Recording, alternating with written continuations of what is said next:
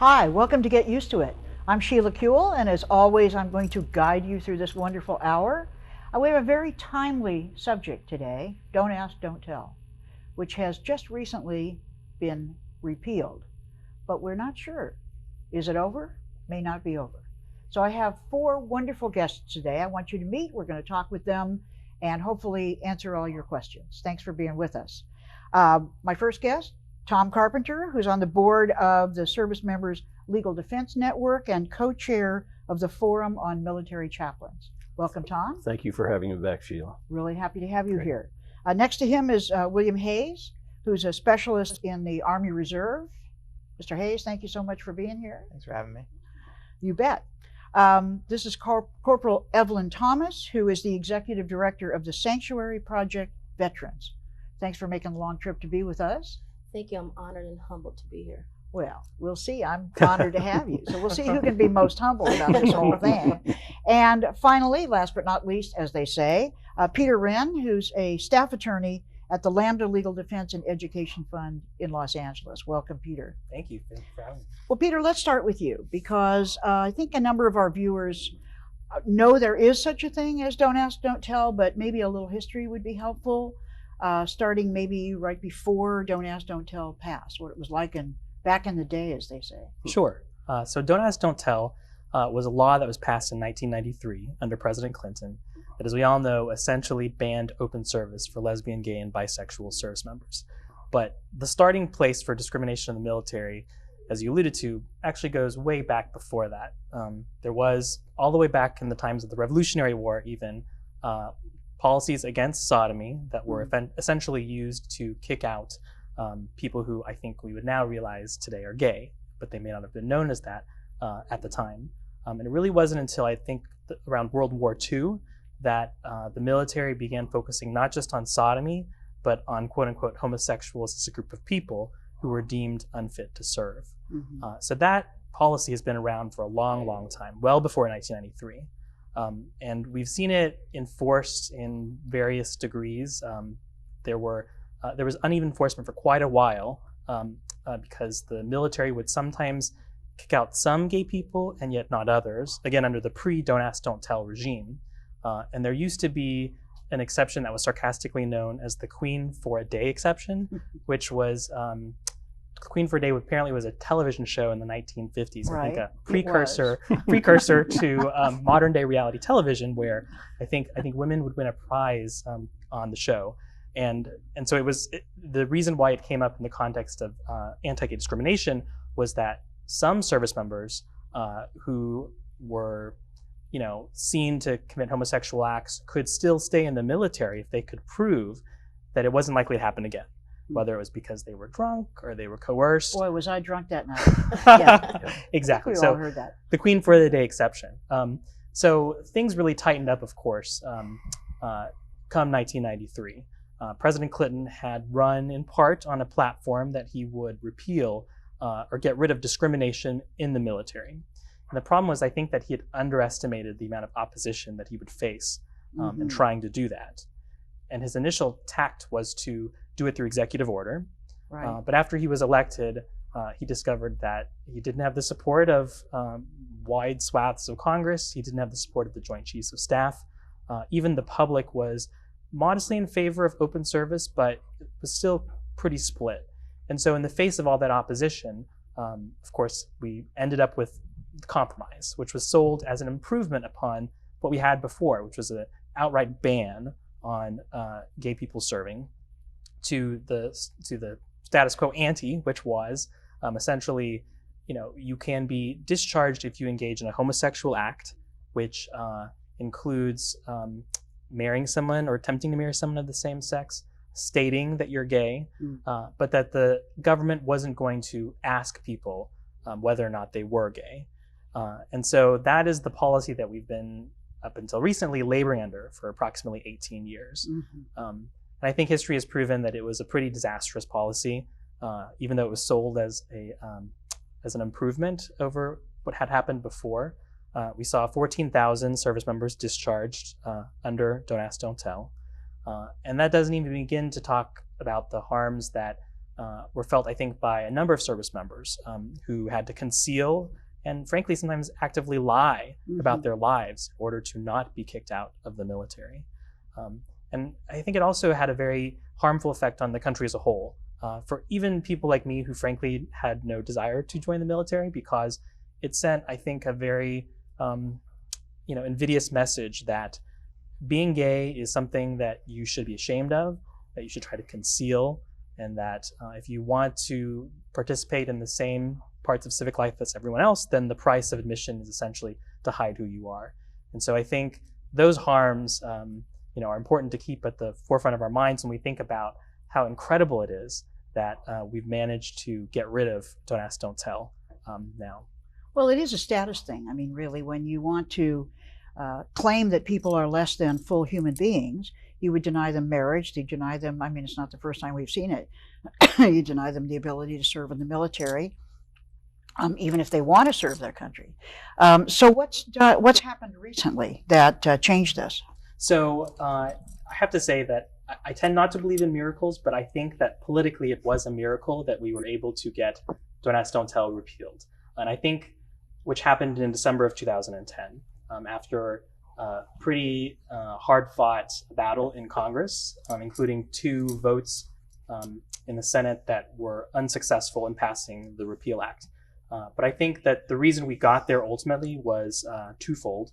One was that in November of 2010, the Pentagon had issued a report which basically showed that all of the parade of horribles that people had long trotted out in defense of Don't Ask, Don't Tell were completely unfounded, and that in fact we could transition to a post-Don't Ask, Don't Repeal world fairly smoothly, and that in large part the military itself was supportive of that change. So I think that was an incredibly powerful.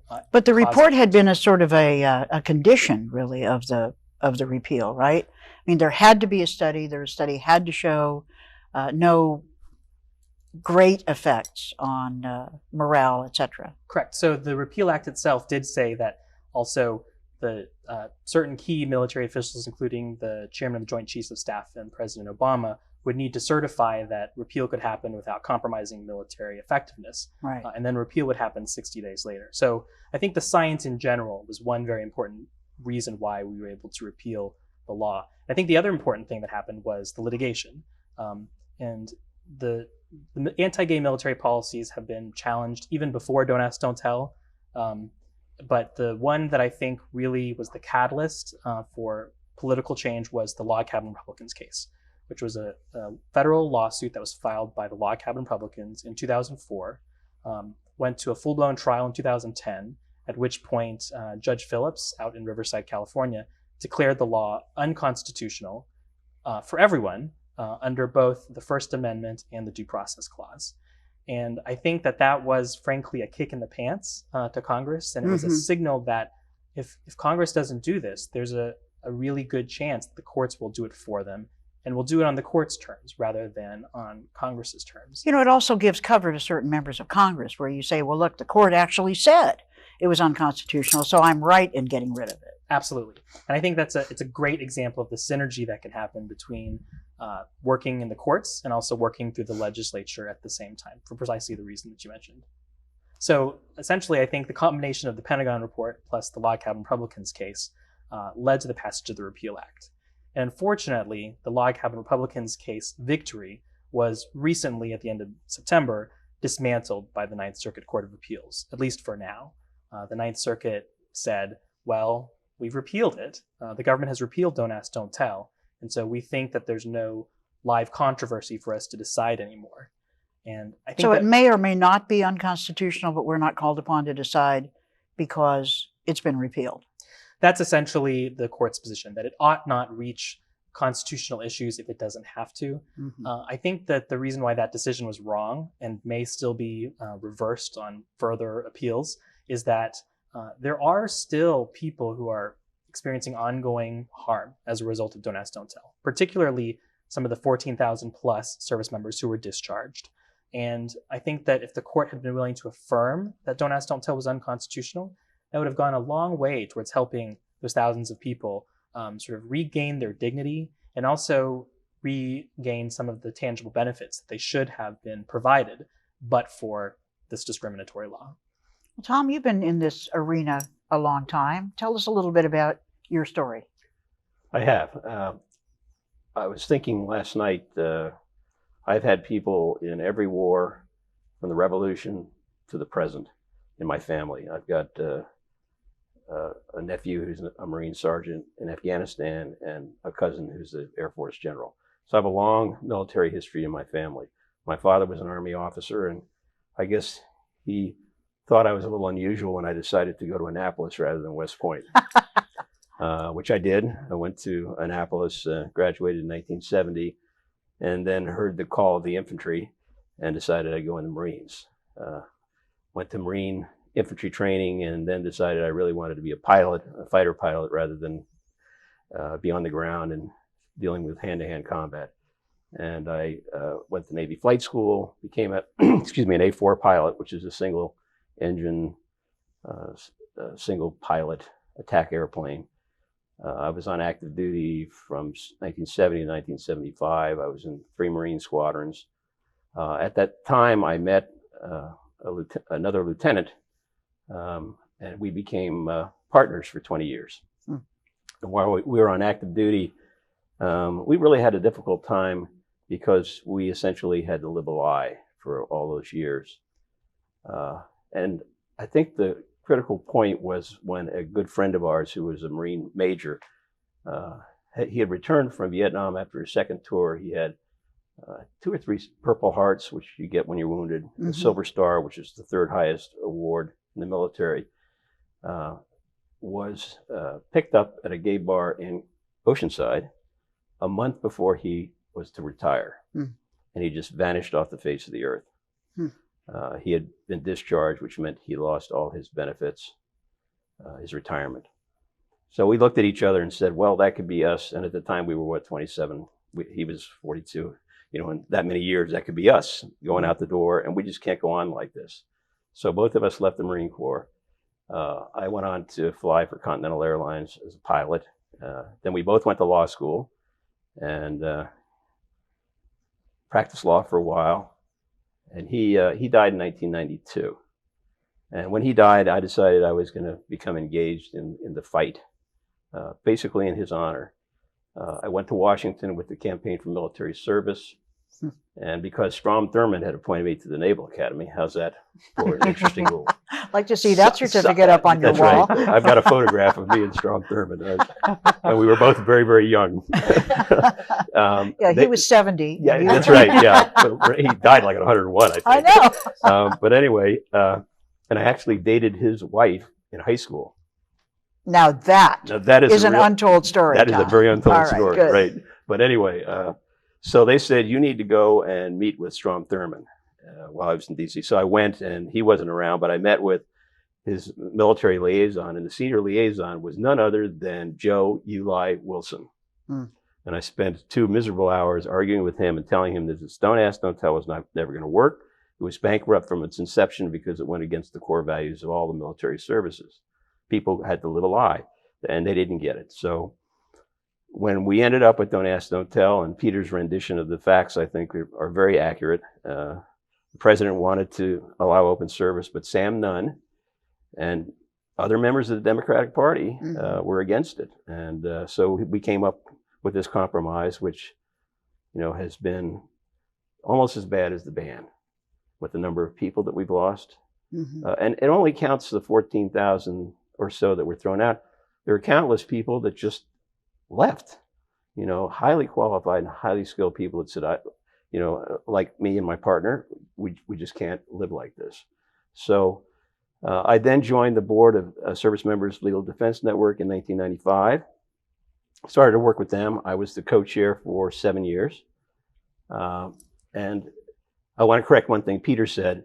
It just wasn't, you know, the litigation. I think there was a huge effort made by Service Members Legal Defense Network, and we're joined with our allies from HRC. And it always takes organizing to get anything done. It does. It takes everybody getting together. And one of the beauties of this movement, I think, that we should learn from as a community is we all have to together and try to work together. And you know that there's a lot of territorial fights that go on and that sort of thing. But somehow we managed to go to Washington and lobby and make this happen. And I really think the real key to our victory was personalizing the cases and having the people stand up and talk about how it affected them. And, you know, it was for many, many years, that's what we did. And you saw people like Keith Meinhol and recently Fehrenbach and Mike Almy, and, you know, the list goes on and on and on. These people that got out there and stood up and put a face to what was going on and told stories. And I've suggested that maybe that's been the problem with ENDA, is that you don't hear those kind of stories. You really need to do that in order to get the public attention and make sure that people understand what's going on. Because I think most Americans are very fair-minded, but they just don't get it. They don't think about it. So at SLDN, I was a co-chair for a while, and one of the things I'm most proud of is that we recognized about 5 or 6 years ago, the biggest problem we had in 1993 was with the chaplains. So we created this organization called the Forum on the Military Chaplaincy. Started out with 5, 6, 7 chaplains. Now we're up to 70. And we have been fortunate enough to meet with the actual chiefs of chaplains, advise them. We were asked to go to Washington to meet with the working group when they were doing their report. Spent a lot of time talking to them about this chaplain issue, because we understood that was going to probably be the same situation when we tried to repeal Don't Ask, Don't Tell. These chaplains the evangelical fundamentalists, which have taken over the military, quite frankly. And people don't realize that we got 70 or 80% of the chaplains in the military are fundamentalists, and they're very much opposed to this. So we were fortunate enough to be heard. And I think just today we found out, well, about a month ago, the Navy issued an order saying that they would permit marriages in states where marriage was legal, and that they could do those marriages in on-base chapels. And then they reversed when these chaplains and members of the Congress who were opposed to repeal started to scream and yell. They backed off and said, we'll think about this later. Well, later was today. The DOD sent out a policy, set forth a policy going back and saying, yes, now we can have marriages in states where they're permitted, and that chaplains can participate off base and on base, and they can use base facilities for these marriages where they're permitted. So that's a big breakthrough. That's a really big breakthrough. I'm very proud of the work that we did. You know, under the radar, when you work for so long, under the radar, no one even knows you're there. This is kind of one of the many hidden stories that I think will eventually come out about what was done and what groups really participated and made this happen. So it's a joyous time for me. It's interesting when you said about sort of making ourselves known and telling our stories. I remember when Gene O'Leary and Rob Eichberg kind of invented National Coming Out Day. And the whole notion of it was people already know you, but they don't know you're gay or lesbian, maybe. And so if you let that be known, then they say, oh, you know, the nurse that took care of me in the hospital, my 3rd grade teacher, or whatever. It's very much the same with, it doesn't always make people really love and understand us necessarily, but at least it puts a face on it. It does put a face on it. And you know, that's such an important thing for people to do is to come out and be known. And I think that's one of the reasons our opponents fought so strongly against the repeal of Don't Ask, Don't Tell, because they knew that this will have a huge societal impact, because people are going to go in the service and they're going to meet gay and lesbian people and bisexual people and hopefully one day transgender people. And they're going to say, you know, this soldier or this Marine or this airman is doing a hell of a good job. There's, you know, maybe I came from a place where we didn't have many gay people, but now I know them and they're just like the rest of us. And, you know, and that's going to cause a transformation. I think it's going to have the same sort of effect that Truman's order in 1948 did for African Americans. I mean, when they finally forced African Americans and white soldiers to be together, many of the white soldiers realized that they were just wrong in their view of Many of them did, but they have to keep learning the lesson They do, over and yeah. over Well, again, still, which you is know, probably some what's of going those to separate but be equal the same people with are still us. here. Right, exactly. Well, Evelyn, you are really one of those stories, Yes. which you've now converted to service to a lot of other people, Yes. veterans. But tell us a little bit about your story. Well, my story starts where I'm a descendant from a people that always had to fight for some form of equality in this country. Africans who had to fight to be considered whole, not 3/5. They had to fight for their freedom. They had to fight against the Jim Crow laws. They had to fight for fair and equal education. They had to fight for their right to vote. And they had to fight for their right to serve in the armed forces in their true essence as a gay, patriotic American. My battle began on May 17th, 1986. That's the day that I enlisted in the armed forces. 17 at the time, 2 weeks before graduating high school, too young to sign a contract. So I had to get the permission from my mom to enlist in the military. And shortly after that, I participated in the military interest processing evaluation. And I went through the mental examination where they asked me 2 questions, and that was the only process for the mental examination. Are you a homosexual, and have you ever participated in homosexual activity? For the first time in my life, I realized that who I am and who I love was considered illegal. No one in my family, none of my teachers ever told me that I was illegal. And I knew if I spoke the truth, I would be denied to serve my country, to enlist in the military. So I compromised my integrity. I lied.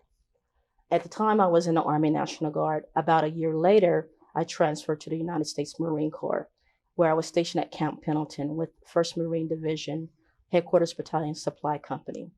My barracks roommates broke into my footlocker, stole my letter, read it, and they gave it to my commanding officer.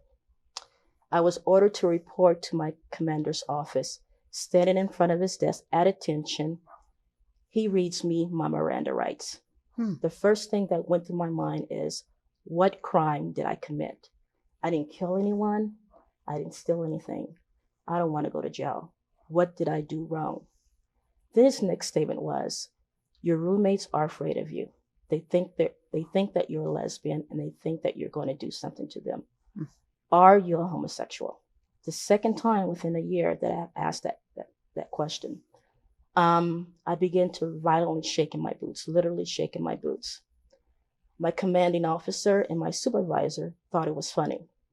They began to laugh. That very same day, they had 3 Marines who were sharing a room move out of that room. They moved me into that room. They isolated me from male and female Marines. For an entire month, they came into my room and they trashed my room, and they harassed me on a daily basis. About a month later, they decided to transfer me with 2 other female Marines to a different battalion, to an isolated area of Camp Pendleton. We were quoted the problem Marines.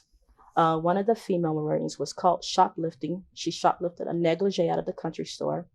The other female Marine was the girlfriend of the top drug dealer on Camp Pendleton. So I was transferred with a thief, an associate with a drug dealer, because I was considered a criminal because I am a lesbian. And that's one of the reasons that I established the Sanctuary Project Veterans. I experienced it. I remember that time of being in my room and being alone and wanting to cry and having no one to turn to and didn't know what to do. And so going through that experience and surviving it, that's one of the reasons I established the Sanctuary Project Veterans, because I know what it's like to serve in silence and to serve in secret and to live a double life and to always be constantly walking on eggshells when you discuss with your colleagues what you did for the weekend to make sure you use the correct pronouns. And so, and that's one of my stories. And my story is not unique. There are many men and women who have went through the same thing. One of the reasons I established the Sanctuary Project Veterans is because of Seaman August Provost. He was an African-American sailor that was stationed with the Amphibious Assault Unit 5 on Camp Pendleton. On June 30th, 2009, while on guard duty, someone came there, forced him on the ground, handcuffed his hands behind his back, shot him 3 times, poured flammable liquid over his body, and ignited it. The Department of the Navy, when they first broke out the story, they said that it was a terrorist attack. And when he brought that out with the people in the general area, This happened in San Diego County, North County, San Diego County.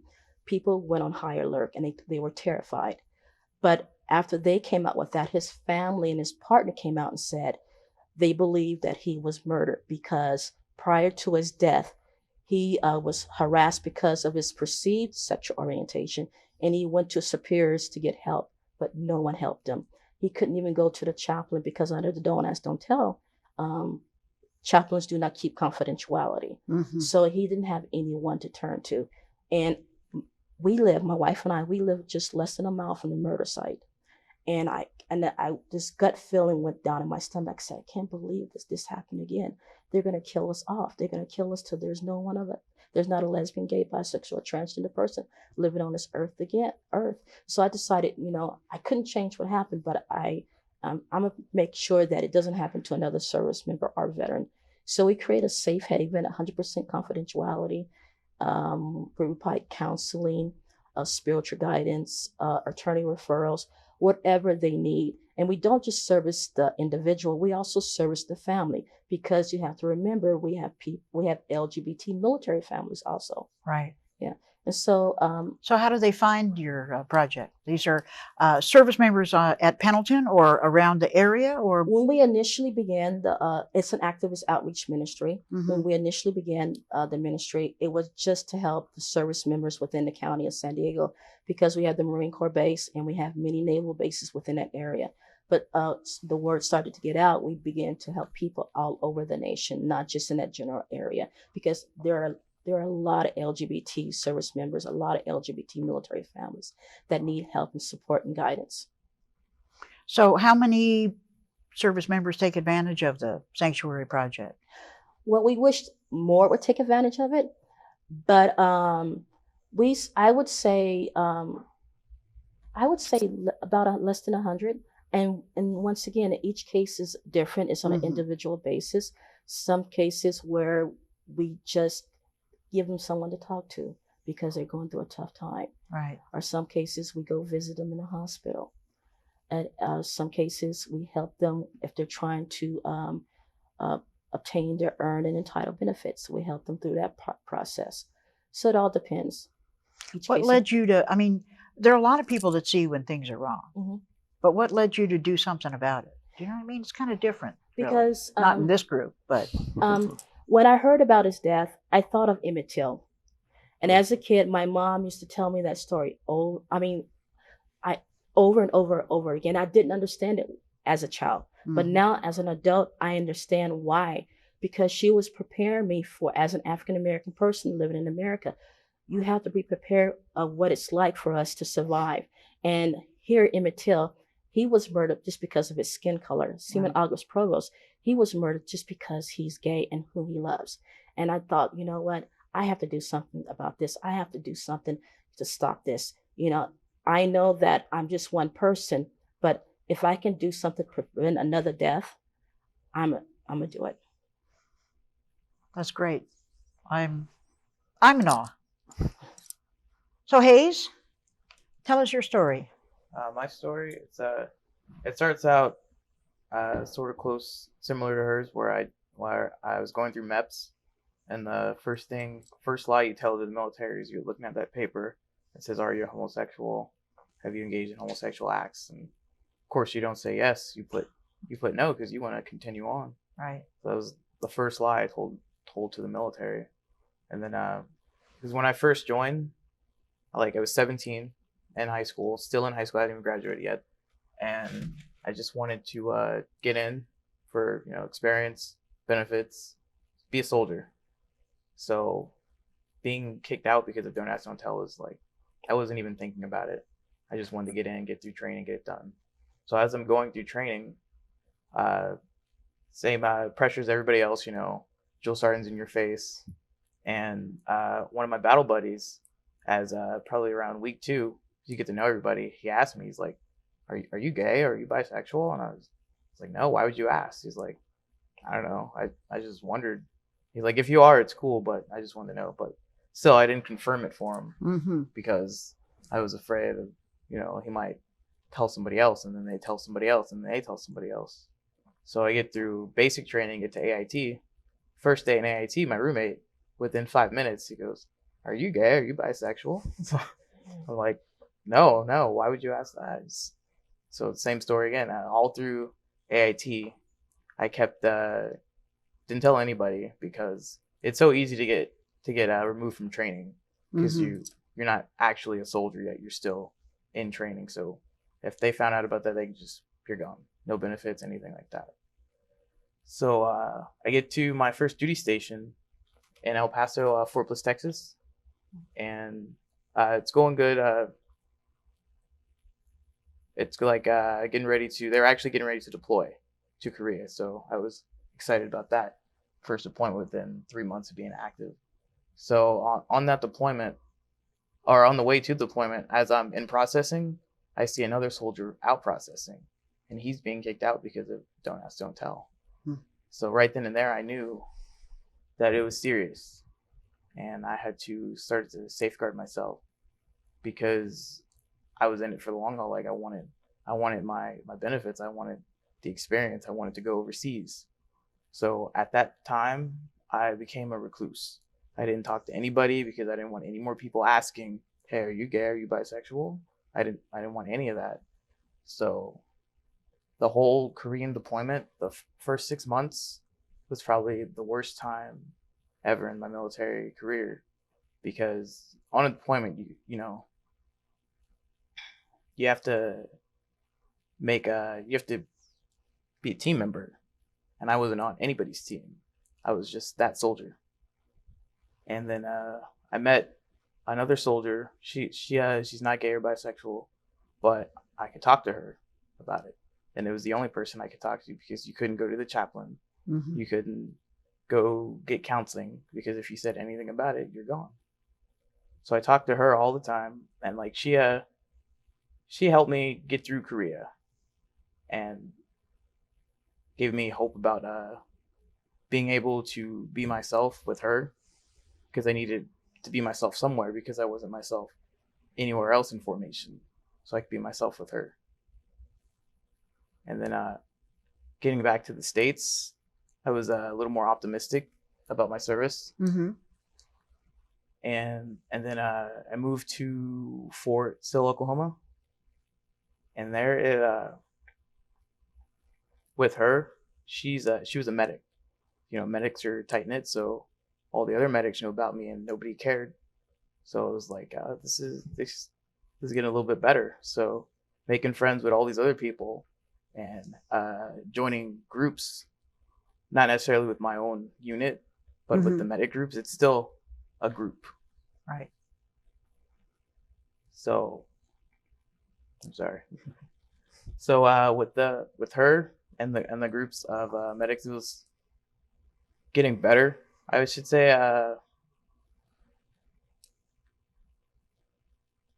it was the service time. It started getting a little bit easier. So I sort of felt I was still hiding myself from my squad leader, my commander, my first sergeant, but I had this group that didn't care. And that's what I started to learn, that most people really didn't care. And I guess this is just my generation. I joined in 2006, so it's just this group of young people that just want to do their time, doesn't care about you, as long as you get the job done. And that's what you're supposed to do as a soldier, just get your job done. So you're in the reserves now? I'm in the reserves now, yes. And I want to say around January of this year, I found a group on Facebook called Outserve. And Outserve has been a huge help in the whole process of being bisexual and in the military. And they have their main Outserve network, and then they have different offshoots of support groups. And I'm part of the bisexual Outserve network. There's only about 60 of us in there compared to the 4,000 in the main group, but we're still there. And that group, they have announcements for I guess San Diego Pride was the first time I guess a military marched in a pride parade, and they put that announcement up, so I got to be a part of that. So things are changing, but it was a hard time for you too, still, even very recently. Yeah, up until September 20th, the repeal of Don't Ask, Don't Tell, still had to hide half of myself up until that very point. Right. Even in the reserves, you still have to, even though you see your unit only once a month, you still can't tell the unit or let them know that you're bisexual. So all of you have really talked about benefits and families of service members. So we have this decision that we don't really, it's not unconstitutional anymore because we've got this repeal. But you all in a way have said that there's still a remaining problem. So talk to me about this. Just like in the military, we've learned that we can't leave no man behind on the battlefield. And even though we have the repeal of Don't Ask, Don't Tell, there's still a man on the battlefield, our transgender brothers and sisters. Because of the Diagnostic Statistic Manual on Mental Disorder, there's a ban. They still cannot serve openly. And due to the Defense of Marriage Act, LGBT marriages are not valid. So we're still a fight that we need to, there's still a battle. The war still rages on because you have those LGBT military families. They're been denied their earned and entitled benefits like their heterosexual counterparts. And so there's still a battle that we need to wage until that has happened. And one of the things that we must tackle is Defense of Marriage Act, because all those marriages can be valid and then they can claim their earned and entitled benefits. As a matter of fact, the Sanctuary Project Veterans, we have a mission, a goal. Our goal is to enroll 1 million LGBT veterans into the veterans healthcare system by 2014, because more likely than not, if they were kicked out under Don't Ask, Don't Tell, and they received an other than honorable discharge, they were told by their last command that they lost all their benefits. But what the Sanctuary Project Veterans has discovered recently, as we train to become veteran service officers and work directly with the Department of Defense under the 38 Code of Federal Regulation, if you received any type of service injury while in the line of duty, while in active duty, until you sign those discharge papers, all right, you can claim and you can enroll into the VA healthcare system. Even if it's just something minor. For example, you twisted your ankle while marching, and we've all been in the military and you march wherever you go. If you twisted your ankle, and maybe that was 10 years ago, and you're out of the military and the same ankle is giving you problems, you need to go and enroll into the VA healthcare system because that is a service-connected injury. Maybe you cut yourself and there's abrasion and it left a scar and it permanently disfigures your body. That is considered a service-connected injury. Any type of injury that occurred while in your service to the armed forces, you can claim health benefits, but it has to be service-connected, even if you received an other than honorable discharge. And what we have discovered is they've been misinforming LGBT people who have been kicked out of the military because they don't want them to claim those benefits. Well, let me add, I think we're at a point where we now have open service, but we don't have equal service. Mm-hmm. And I think that's where we're going to be looking going forward. The benefits are denied mostly to people that are in relationships, because the military doesn't recognize these relationships. I was at a meeting in Washington with the working group, and the general that was the chief of staff turned to us and said, I'm very concerned about the fact that we're going to create two classes of citizens in the military. So as a leader and a commander, that's very problematic. And he turned to me and said, would you be willing to talk with us about a workaround of the Defense of Marriage Act? And I said, well, General, is the Pope Catholic? Of course I will.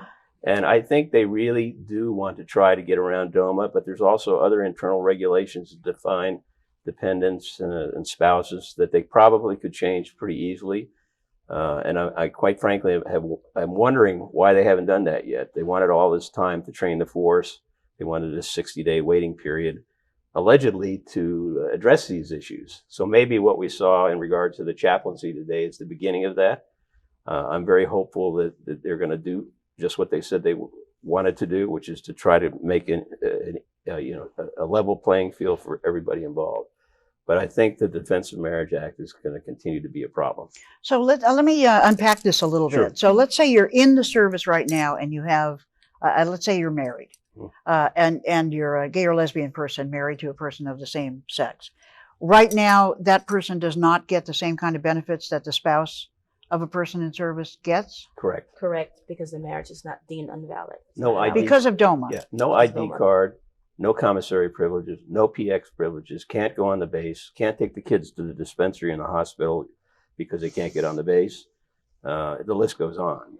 That's all denied. Some Education. of those benefits are because of the Defense of Marriage Act, like family Right. health insurance is one that I think Evelyn Yes. pointed out. Right. And some of them are administrative or regulatory, Correct. which the administration could, without Congress, change. And that includes, for example, family housing. So there are some things that the administration can still do that it has not yet done. Mhm. But some of it is inevitably, I think, a DOMA problem. And until the courts or Congress repeal DOMA, then those problems will remain.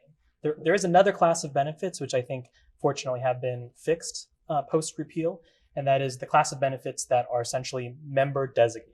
So for example, life insurance or hospital visitation. Any service member can designate anyone to receive that benefit. And some people chose not to do so for fear that it would out them, essentially. Right. So fortunately, post-repeal, at least that risk is no longer there.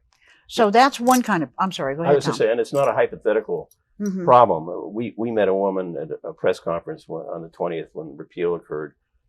First class petty officer in the Navy, Luz Bautista. She's 4 months pregnant. She has a partner down in San Diego, Coronado. They have a 6-year-old daughter. She was transferred to Great Lakes Naval Training Center outside of Chicago. She went into her commander and said, look, my partner, who's also in the Navy, and I should be transferred together, which straight couples would be able to do. And they said, sorry, we can't do that. Your relationship is not recognized. So here is this young woman, 4 months pregnant, going to Chicago, leaving her partner behind with this child. Now, what's she going to do when she has that baby? I mean, that's a real world situation that we faced, this week. And this is not make-up stuff. This is really going on. So it may seem simple, like you were saying. For example, what if her partner was not in if they were heterosexual and her partner was not in the military, but had a job, but had to quit her job in order to transfer? They would actually help her provide her employment, and she would get first priority just because she's a spouse of someone who's in the military. Mhm. And there's tons of benefits that heterosexual spouses get because their partners are in the military that LGBT people are denied because of the Defense of Marriage Act. And that's a still battle that we have to continue to wage on, because until we're all considered whole or equal, this battle will continue. There's also another preliminary problem just beside the benefits issue, and that is when this law was repealed, all it really did was take this personnel issue from the Congress and moved it back to the military. Mhm. And I maintain that as it sits right now, the military could, through regulations, go back and bring the ban back, or don't ask, don't tell. And because we don't have any discrimination protection, that's a possibility. And we've been pushing at SLDN the president to either issue an executive order or to have Secretary Panetta change the Human Goals Charter to include sexual orientation in it, just like it does for the civilian non-uniformed employees of the Pentagon. Which already has that non-discrimination. That's right. And that would cure it, at least temporarily, but it wouldn't stop President Perry, or then the list goes on, to turn the clock back. I mean, that's the true danger. And that's why what happened yesterday with the Ninth Circuit is so important, and in that we now have, at least until there's another reconsideration en banc, that's gone. That unconstitutional finding is now gone. So that risk still exists. I don't think it's practical in the sense that once the cow's out of the barn. Yeah, but maybe not currently, but like you say, I mean, things are, but haven't you found out with everything in life, I mean, things are always vulnerable. Yeah. Things are always vulnerable to rollback. It always takes a movement. It always takes a new generation, saying, nope, I'm in the fight too. Right. So we were talking about one kind of person, which is a person still in service and benefits. And there, as you say, there could still be discrimination reinstated through the military itself. I don't want to come back to the training that everybody's supposed to be going through. But let's talk about the person who was less than honorably discharged. So they are told, you don't get any benefits. Yes. And you're maintaining that with the ban removed. If they were discharged because of that don't ask, don't tell, there's at least an argument that they should be qualified for health care at the VA, Right. where they were told that they weren't. Yes. You're also maintaining that they should have gotten it all along because it was a service-related injury of some kind, and therefore it shouldn't have been distinguished, so that if you're discharged less than honorably, you still can seek service at the VA if you were injured on duty? That's the question, huh? Excuse You want to me. give a shot at it? And I'll then give a shot at it. see if you Yes, get it thank you. right. No, then I'll do it. So you have many LGBT people who are told by the last battalion that you don't have any benefits. So a lot of them don't even bother to enroll into the system or even to research it themselves. Mm-hmm. Like I said, I'm a veteran service officer liaison, and I train. I looked at the law, and I was amazed and blown away, because it cannot be changed unless they amend this law. You have earned and entitled benefits. If you served in the military 90 consecutive days and you were discharged with an honorable classification or other than honorable classification, and you occurred an injury while you were given service to the armed forces, you have entitlements to enroll in the VA healthcare system. Now, are there other benefits that you don't get because you were less than honorably discharged? Don't get a flag when you die. Well, I wouldn't make fun of that. No, I I'm mean, serious. people serve their country, serve Right. their country. You don't receive educational benefits. VA, Yeah, right? VA. But I think, if I understood your question correctly, these people that have less than honorable discharges now have to go through what's called the Board of Correction of Military Records, which is an administrative process you have to go through. At SLDN, we asked the Pentagon to streamline that, because it's an administrative process. Usually you have to have a lawyer, and they go back and they take a look at what happened to you, and then they can go ahead and upgrade your discharge. And the Pentagon has said that if the discharge was solely because of sexual orientation, there wasn't something else to taint it, not sexual misconduct, that they're going to automatically do that. But they won't create a streamlined system. You still have to go to the Board of Correction of Military or Naval Records. So that's what all these people are going to, and we're talking like 14,000 plus people. But the fact that the Ninth Circuit said it wasn't, I'm so sorry. Oh, I was just going to add to what he was saying. But if they're just enrolled into the VA healthcare system, they don't have to go through that process. All they have to do is go online, or they actually go to the regional. But this is to really change the circumstances of their discharge, Okay. right? That's So that you have an upgrading your honorable discharge. discharge. Yes, You got to have the honorable, or what's the other than honorable. other than honorable. Yes. Not- So the Ninth Circuit saying that don't ask, don't tell was not unconstitutional, which actually is Oh, you're different such from a saying lawyer. it's constitutional. Well, it is different. You went to law school. true. Why? That's Because true. you had to quit. Okay. Right. Does that make a difference in terms of a claim for benefits that a person could make after they've been discharged? I think so. I mean, the Ninth Circuit essentially said, pretend as though what the trial court found didn't happen. No one can rely on it in future cases. Mhm. And some of the people who might want to do that are people who, let's say, hypothetically had other than honorable discharge that was undeserved in some way. Some of them might want, for example, to have full separation pay, because people who are discharged under Don't Ask, Don't Tell only get half of separation pay. And frankly, it's helpful precedent in other contexts too. For example, ongoing challenges to the Defense of Marriage Act in the immigration context, where, like the military, courts tend to defer to whatever the judgment of the military or Congress is. And so many people, I think, would like to rely on that precedent. And so I think it is extremely unfortunate that the Ninth Circuit chose to get rid of it.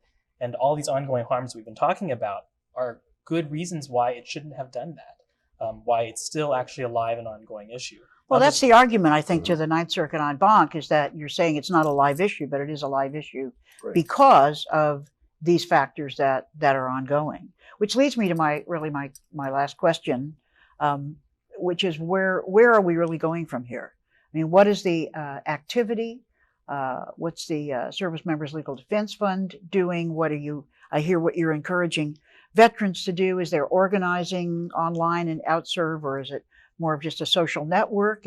What's the next sort of legal thing? What happens next, and what do we need to do? Well, Service Members Legal Defense Network is working with the Pentagon to try to correct it. There's like 40 issues that need to be addressed, and they're working informally with them. And I think that's going to be the hard work that we have ahead, beside trying to get some statement of non-discrimination.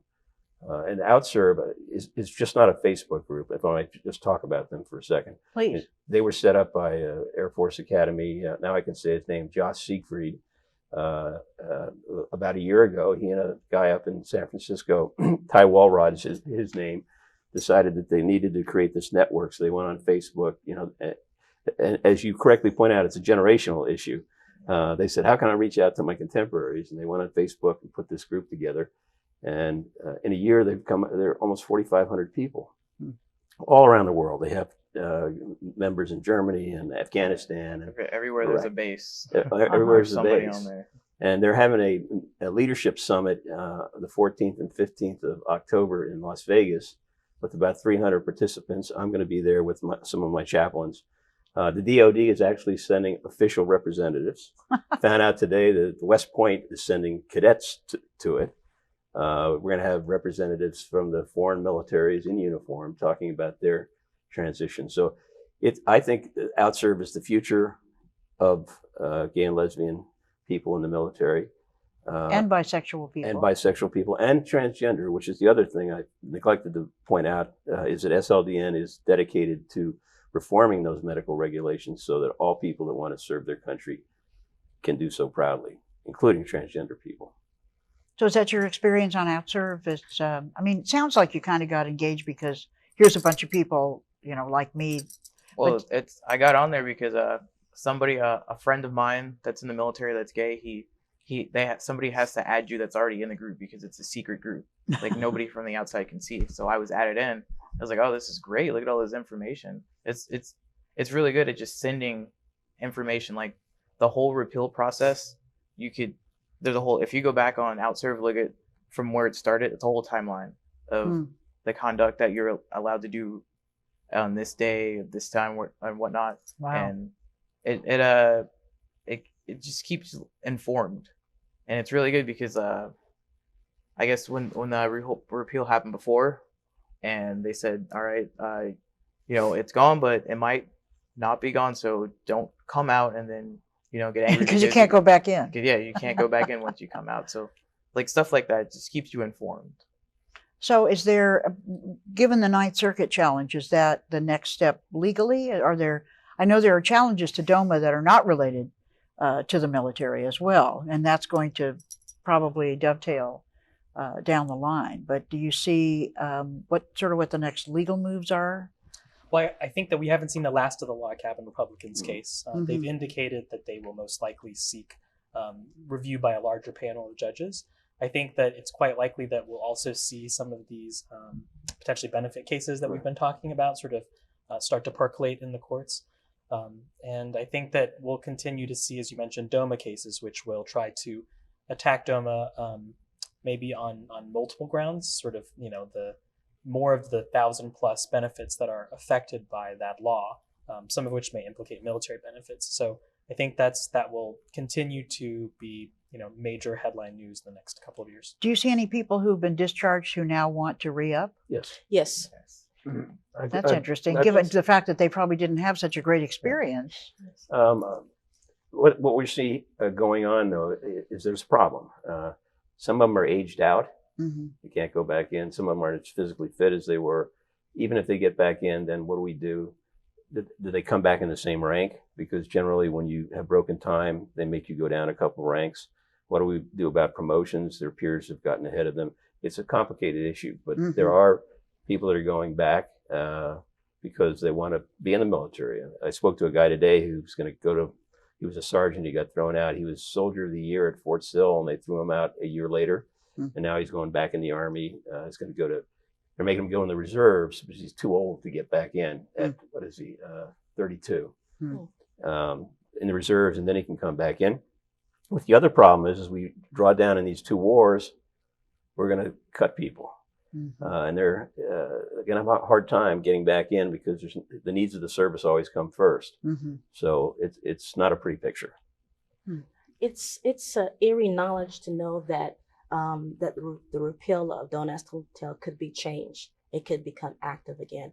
Because recently I participated and went to a talk by Congresswoman Susan Davis. And she said that it's really important that we make sure that we have a Democratic president, because if a Republican becomes in office, they may enact Don't Ask, Don't Tell again. The next step forwards for the Sanctuary Project veterans is one, to advocate for transgender men and women to serve openly, to help advocate to end the Defense of Marriage Act, so LGBT marriages can be deemed valid. And also our next goal, like I mentioned earlier, is to enroll 1 million veterans into the VA healthcare system by 2014, because they have earned and entitled benefits, and they served, so they deserve. I'm sorry. I don't hear any regrets from the three of you, really, having served in the military. I mean, difficult experiences, but one of the things that struck me about so many people I know who served in the military, whether they were discharged or whether they came out afterward, is their patriotism. I mean, it's just it's interesting to love a country that didn't appear to love you, even though the notion of this country is quite different from discrimination, in the military and other places. It's almost like something we wake up from, slowly. So do you feel hope about the future in this matter? I feel hope about it, because if I didn't, I wouldn't have joined the reserves. Right. As soon as I got out, I enrolled in school, but I was like, man, I miss the military so much. Really? So I got in the reserves, even though being active duty and having that 6-month period where I was just at the lowest of lows because of Don't Ask, Don't Tell, I still, even before it was repealed, I joined the reserves